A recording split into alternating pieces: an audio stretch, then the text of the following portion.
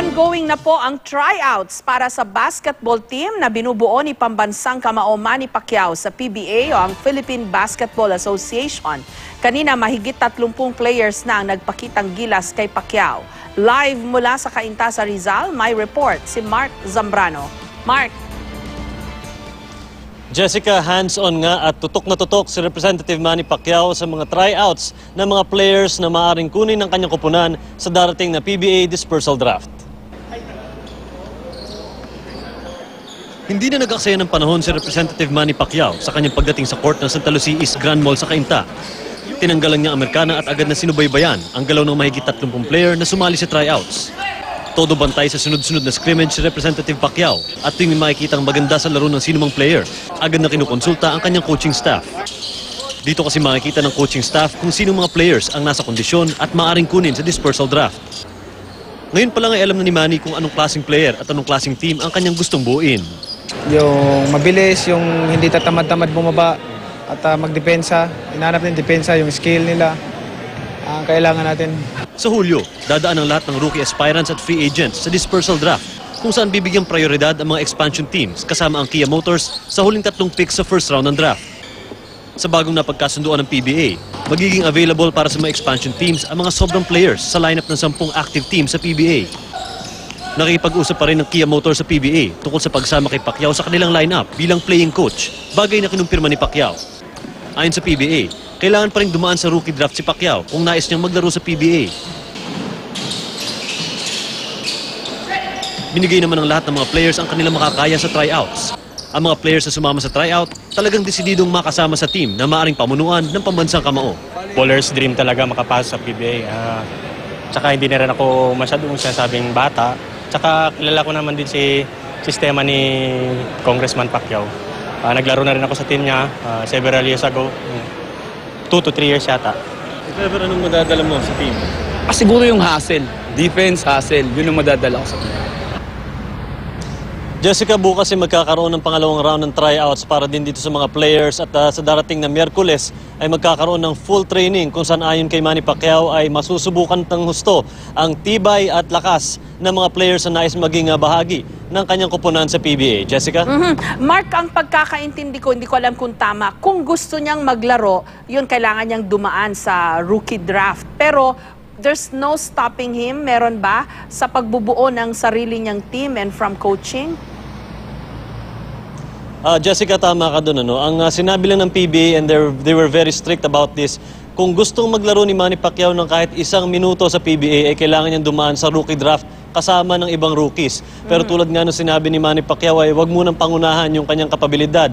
Dahil ayon nga sa kanya, nung nag-umpisa siya sa boxing, ay marami nagsasabi sa kanya na yung style mo, hindi ka asenso dyan sa pinasok mo na sport. At maganda naman ang naging resulta. Kaya sabi niya, wait and see na lang. Pero sa ngayon, patuloy ang pag-uusap na ginagawa ng kampo ni Manny Pacquiao at ng Kia Motors at ng PBA. At ayon nga sa PBA, intay na lang muna natin kung ipagpapatuloy ni Manny Pacquiao yung application niya sa PBA draft. At mula noon ay malalaman natin kung ano magiging tatahaking landas nitong si Manny Pacquiao pagdating sa paglalaro sa PBA, Jessica. So kahit playing coach siya, no? Like si Jaworski, yun yata yung medyo template doon Kahit playing coach, kahit coach pa siya pero maglaro siya, kailangan pa rin niyang dumaan doon sa proseso na nakatakda.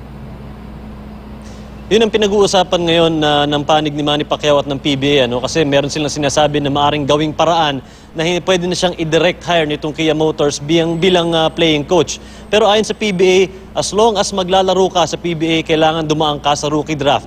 Ang ibig sabihin nun, Jessica, mag-a-apply si Manny Pacquiao sa coming draft sa darating na August. At kailangan makuha siya ng isang kupunan. Isa pang discussion yun, Jessica. Pag nag-apply siya sa PBA draft, available siya bilang player to any team, hindi particularly sa Kia Motors. So doon na natin malalaman kung mag-apply na si Manny Pacquiao sa draft.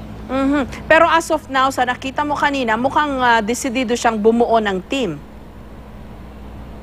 Desidido talaga, Jessica. Actually, sa aking observation kanina, bukod sa panonood, tuwing may makikita siyang maganda o hindi maganda, nilalapitan niya agad yung mga coaching staff niya. Sinasabi, take note of this player. Take note, ito yung ginawa ng player na to, ito yung hindi ginawa ng player na to. Pati nga yung officiating kanina, Jessica, pinapakailaman na ni Manny Pacquiao. Talagang desidido siya at nakikita mo na yung passion niya talaga para din sa sport na basketball ay lumalabas, lalong-lalo na doon sa nakita ko sa kanya kanina, Jessica. Okay, so ang posibleng mangyari, Pacquiao and Kia ang magpa-partner para sa bagong team. Ideally, yun ang gustong gawin ni Manny Pacquiao and of course ng Kia Motors. Pero syempre, maraming pwede mangyari from now until yung dispersal draft sa July at yung actual na rookie draft sa August. So aabangan lang natin, Jessica, kung ano mangyayari. A lot of things can happen from this point on. Pero once nga mag-apply si Manny Pacquiao, he is available for any team sa loob ng PBA, Jessica.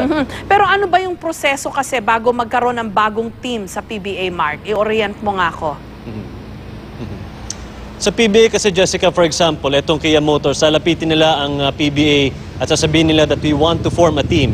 So dalawang possibility dyan. Either merong isang team aalis sa PBA at papalitan itong bagong team. At ito namang Kia Motors, ginamit nila yung possibility na makapasok sa PBA dahil nga meron tinatawag na bagong 3 team na papasok dyan eh. Ang sinabi ng PBA, expansion teams, etong mga to. So bukod doon sa 10 team na meron ngayon sa PBA, merong 3 team na idadagdag doon sa lineup na yon, which is gagamitin ngayon itong Kia Motors. Okay, I understand, mahal ang franchise ba tawag doon para makapaglaro ka ng team? Mahal yun eh, di ba?